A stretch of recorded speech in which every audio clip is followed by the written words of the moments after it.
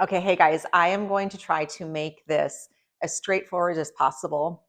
Many of you asked for just some tips, general tips on how to prep this amount of food because you're not used to eating this amount of food. And so I want to make this as straightforward as possible.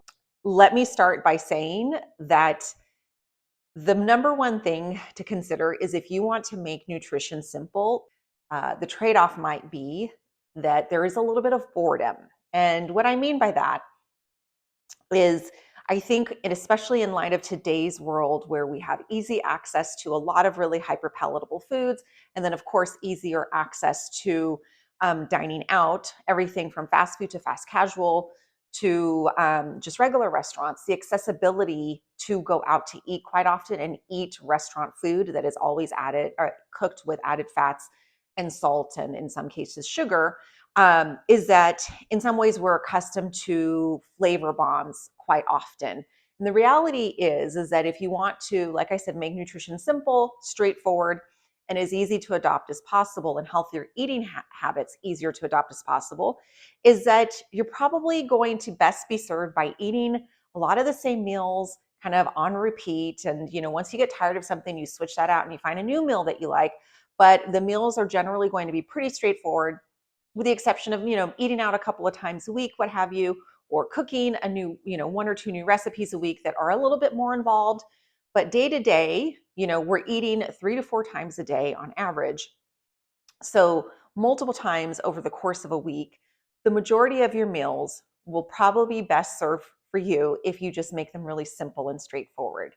The other thing that I wanted to get across to is that the trade-off for being a little bit on the pickier side and limiting some of your food choices is that there's going to be some monotony. So the more open you are to trying new foods and adding foods into your diet, the more variety you're going to get to have and enjoy. And then also, even though the foundations of the food, your meal, may be quote unquote kind of simple and boring, you can, of course, always add really fun flavors with things like dips. There's so many healthy dip options now, even things like non-calorie flavor bombs like pickled onions and capers, really good for you things that count towards your 800 grams like Kalamata olives, or green olives. And there's also really great dressings as well and marinades that you can add, as well as pre-made spice mixtures that are readily available at most markets, so that you don't even have to add in a bunch of spices and seasonings. Once you find a couple of blends you like, you should be good to go. All right, so let me get started. So eating healthy in the three pillars method way is a little bit of a numbers game. So let me kind of run you past the numbers that we're looking at. So to try to hit 800 grams of fruits and veggies a day, and even close to 600 grams, you're going to need about 12 pounds of produce a week. And that's about 1.5 to 1.8 pounds per day. And that is anything from fresh to frozen to canned. For protein, we're looking at about 16 ounces of protein per day, which is about 12 ounces over the course of a week, or 7 pounds for the week. That is, of course, if you're eating things like if you're just counting straight chicken breasts that are weighted, things like that. That does not really take into account things that you measure by volume, like Greek yogurt, for instance, or protein powder. But in general, that's what we're sort of looking at. I really have talked to you guys about trying to have 5 to 10 just meal banks, or meals in your food bank that you can kind of just mindlessly repeat over and over again. And again, adding some variety in by trying a new recipe once or twice a week if you want. My 5-10 meal banks are tacos and taco bowls. I can just make some ground seasoned mix, some ground meat seasoned mix, and I can make a bowl out of it by adding a ton of veggies and some sort of fiber-rich carb, or I can throw them in a wrap or tortilla to make tacos. I love turkey skillets, tuna wraps, or turkey sandwich wraps that you can pack with veggies. You can add avocado to get more grams in. And then, of course, you can add in things like hummus or tzatziki to add a little bit of a flavor to it. Sheet pan chicken is always easy. You can do chicken thighs or chicken breasts. I'm going to show you my favorite chicken tenders to make when I am really in a pinch and just need to get something done, something on the table real quick. And then, of course, salmon. We eat salmon once or twice a week.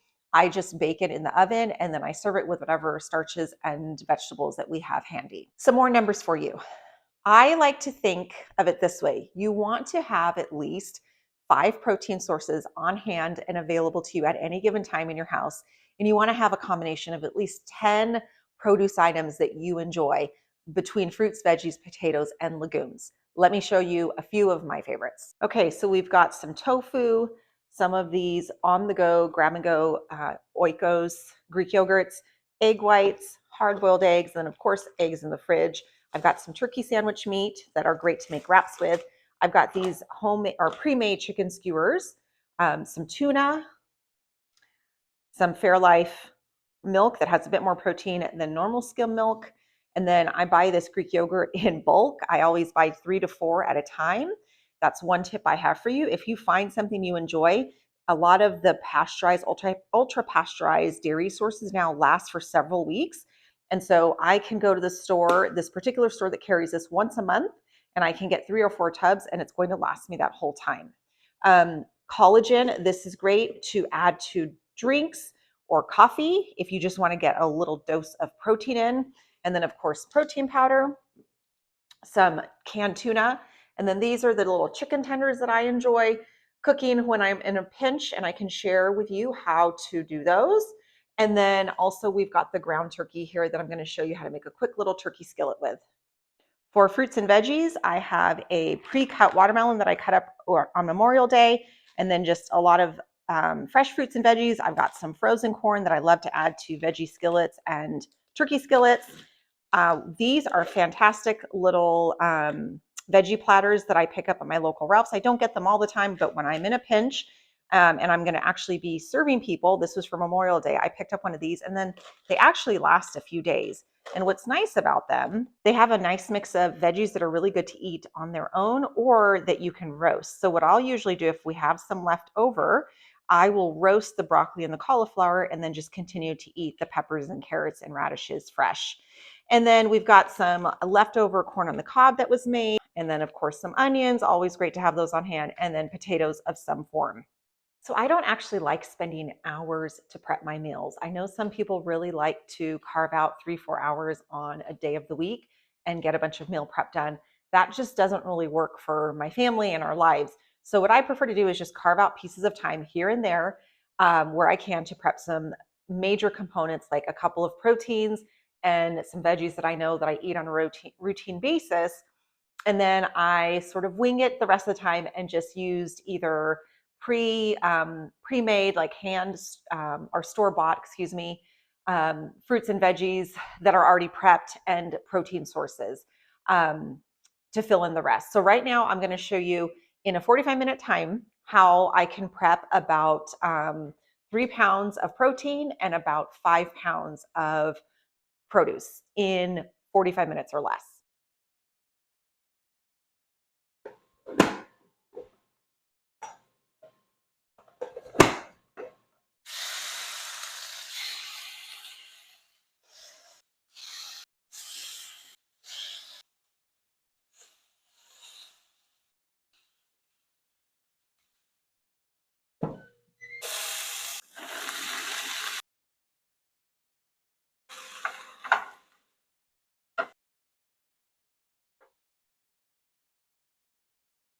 So just to recap, I've got a couple of sweet potatoes roasting in the oven. That by far is going to take the longest at about 40 to 45 minutes. In the time that those are roasting, I have already made some of those chicken tenders, and then I have a nice big amount of pre-chopped veggie sauteing on the stove. And then right now, while those finish cooking up, I am going to dice up some other veggies just to munch on throughout the week. Once the veggies on the stove are done cooking, I'm going to remove them from the pan, and then I'm going to cook a big batch of ground turkey.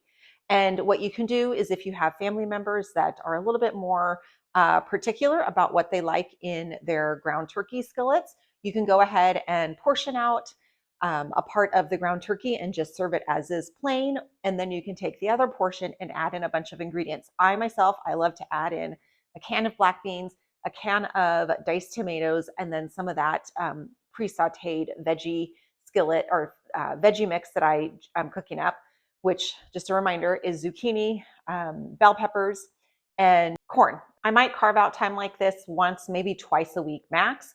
But by doing so, it does get me some nice proteins and veggie options on hand for whenever we need them. And then I fill in, like I said, the rest as we go. Also, while we have a bit of time, while the veggies are still sauteing, just a couple of practical notes on storing and reheating. Proteins can typically, depending on the freshness to begin with, can typically store safely in the fridge for 3 to 4 days. I just go ahead and put them in a meal prep container right away. Fruits and veggies should store up to, anywhere from 5 days, even upwards to 10, 12 days, depending on the fruit and veggie. And to reheat proteins and vegetables, obviously you can just use the microwave. You can use a toaster oven, or you can do them on the stovetop. And then regarding freezing, I am not an expert on freezing, but I know that that's a really popular way to meal prep. And then you have several meals ready to go. My friend Jessica, who actually also took part in our beta group coaching program, she has an excellent food blog with tons of freezer meal tips. So I'll make sure to leave that link in the caption, as well as I'll put it on the PDF so that you can look at all of her tips on her amazing website. And that's about it as far as knowing how to store and reheat meal prep. It's pretty simple. Just obviously keep foods in the fridge in nice airtight containers. I use either these BPA-free plastic ones that I get online, or of course I have a bunch of glass containers that I use as well.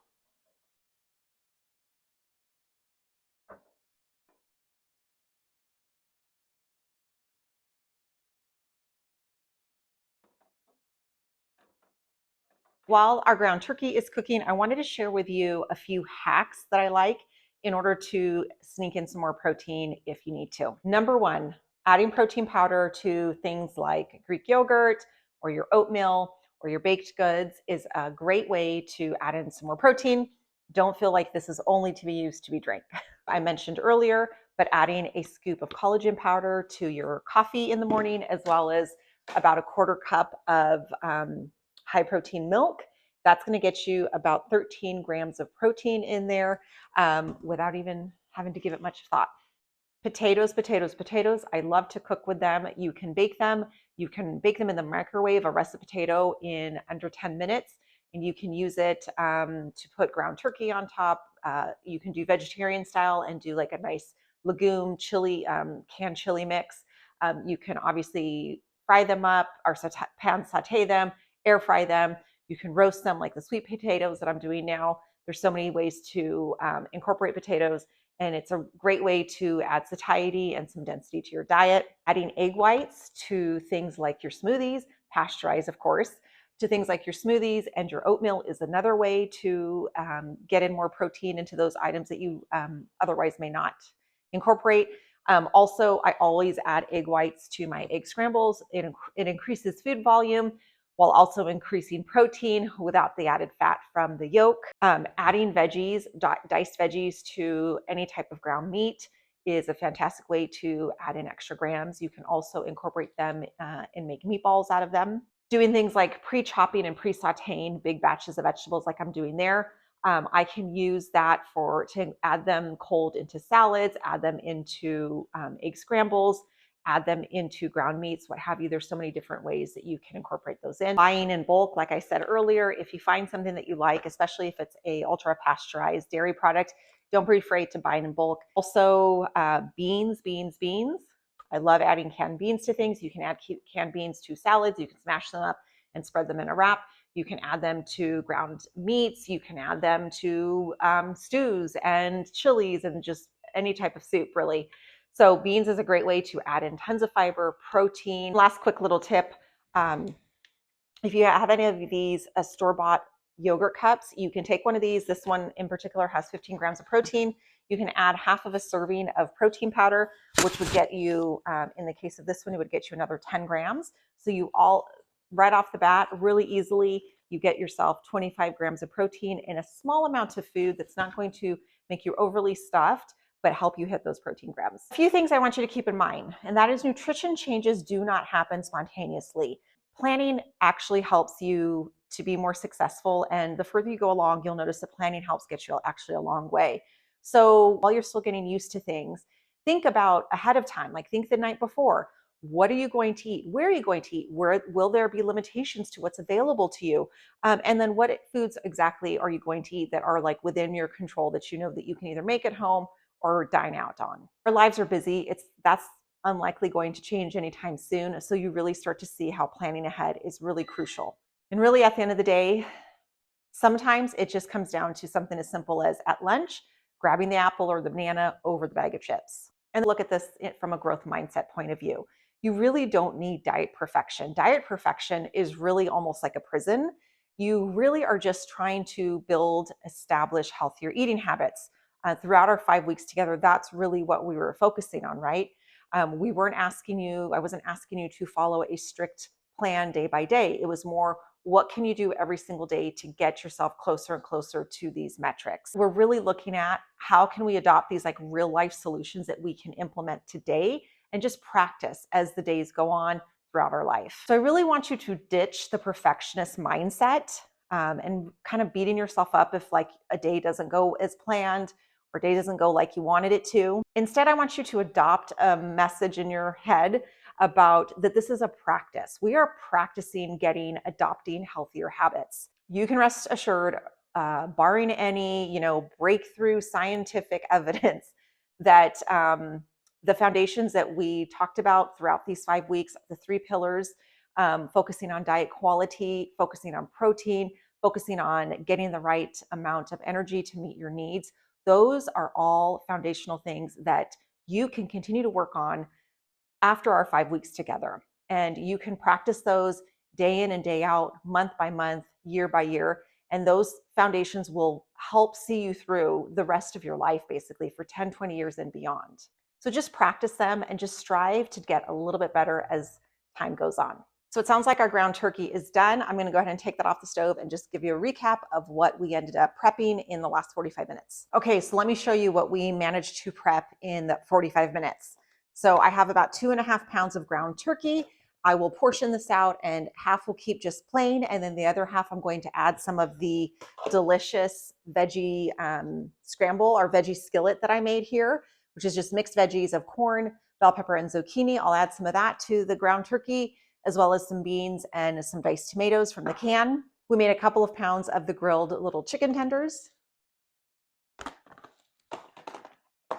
We made a couple of sweet potatoes. Also managed to cut up a pineapple really quickly.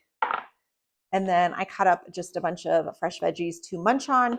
So we've got a few thousand grams of fruits and veggies, as well as about 5 pounds of protein. And then combined with the other protein sources that I have, Greek yogurt, the store-bought chicken skewers, protein powders, things like that, I'll have no problem hitting my protein goals for the day. And I have plenty of fruits and veggies to snack on and to add to dishes. I hope this was helpful. Please let me know if you have any questions or if you have any recommendations for what I can do in the future to make this to share even more tips and make this even more valuable to you.